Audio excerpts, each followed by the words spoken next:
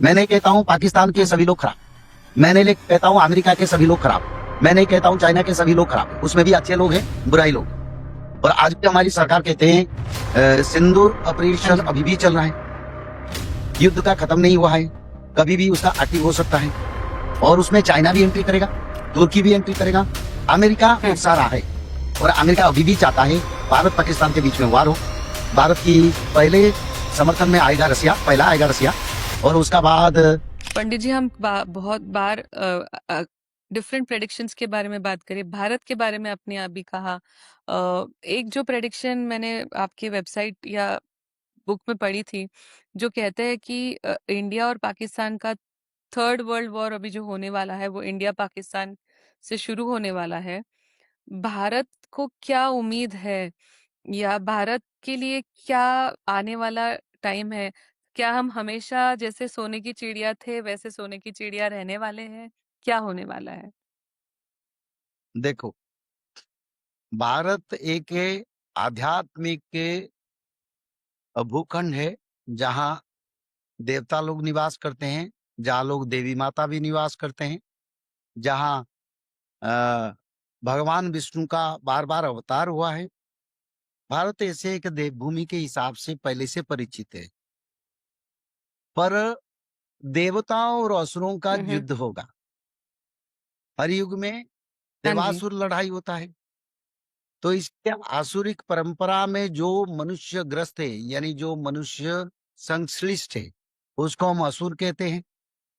जो मनुष्य सत्वगुण में चलते हैं, सत्वगुण यानी पवित्रता में चलते हैं, किसी का अनिष्ट नहीं करते, उसको देवता कहते हैं। तो इसीलिए ऐसे भावापन्न लोगों के बीच में युग का धर्म संस्थापना होता है।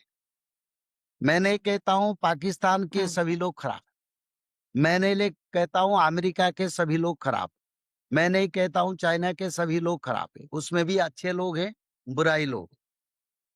और इसीलिए भारत और पाकिस्तान के साथ एक ही युद्ध होगा, जो युद्ध सारा विश्व को प्रभावित करेगा, ये शास्त्र में लिखा। तो वो युद्ध तो हम्म। 2025 में शुरू हुआ, और आज भी हमारी सरकार कहते हैं सिंदूर हाँ ऑपरेशन जी। अभी भी चल रहा है, युद्ध का खत्म नहीं हुआ है, कभी भी उसका एक्टिव हो सकता है। तो इसीलिए ये एक बड़ा समर आगे होगा, जो 2026-27 की विचार में आता है हमारा। और उसी समय भारत पाकिस्तान के साथ भयंकर युद्ध होगा, और उसमें चाइना भी एंट्री करेगा, तुर्की भी एंट्री करेगा, अमेरिका हम्म। उकसा रहा है। और अमेरिका अभी भी चाहता है भारत पाकिस्तान के बीच में वार हो। और चाइना के साथ भी वही डील किया भारत को, जब पाकिस्तान अटैक करेगा तब तुम भी अटैक कर। तो ये सब चलता है अंदर से, आगे उसका प्रतिफलन हो। बट हमारे लिए क्या मतलब भारत का क्या स्टैंड होगा आगे, उसके बारे में भी कुछ लिखा है ग्रंथ में? भारत का स्टैंड ये होगा, भारत के साथ भी कई महाशक्ति देश रहेंगे, ये लिखा है। भारत की पहले समर्थन में आएगा रसिया, पहला आएगा रसिया, और उसका बाद फिर भारत के साथ जापान आएगा। फिर जापान मीडिएटरशिप करके जर्मन को भारत हम्म। के साथ लाएगा, और फ्रांस भारत के साथ आएगा। और त्रिकाल संध्या भगवान विष्णु के ही पूजन होता है, सच्चिदानंद भगवान विष्णु श्री नारायण जगन्नाथ की है। और इसमें भगवान विष्णु के षोडश नाम का गायन होता है, भगवान विष्णु के 10 अवतार के शुल्क का गायन होता है। और दुर्गा माधव स्तुति एक भजन है भविष्य मालिका के, उसका भजन होता है। 108 बार माधव नाम का मन में उंगली में जप होता है, उसको चैंटिंग नहीं किया जाता है, हृदय में और उसको बार बार जप करने पड़ता है। और ये त्रिकाल संध्या का तत्व है।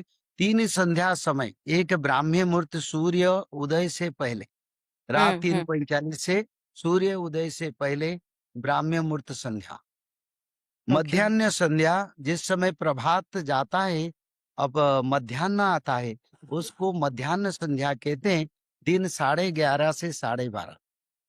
और एक सायं संध्या जिस समय सूर्य देव अस्त होने के लिए जाते हैं, उससे आधा घंटे आगे, तीनों संध्या समय पर कोई भी मनुष्य इस भगवान विष्णु के मंत्र को भजन करेंगे, मैं इसका गारंटी देता हूँ, भगवान विष्णु सपना में आके दर्शन भी देते हैं। हाँ, ये किसी को माने ना माने, पर मेरे पास लाखों इंस्टेंस है। मेरे पास कई लोग हैं जो लोग इसको प्रूव कर चुके हैं। हमको त्रिकाल संध्या में भगवान का दर्शन मिला और इसी कारण आज उसको हम कर रहे हैं और हर समय, हर पल हमको आगे, पीछे, हमारी भविष्य, वर्तमान सब कुछ हम जान पाते हैं। अच्छा। ये तो त्रिकाल।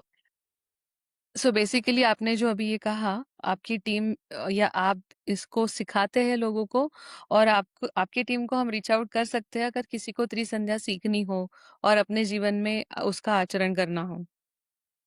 नहीं, इसको सीखना कुछ नहीं, सुनो, हम छोटे से स्पीकर देते हैं, जो लोग अनपढ़ है, जो एजुकेटेड नहीं है, वो लोग हाँ, उसको हाँ। सुन पाते हैं और ऐसे भी कोई मोबाइल में उसको डाउनलोड करके सुन सकता है।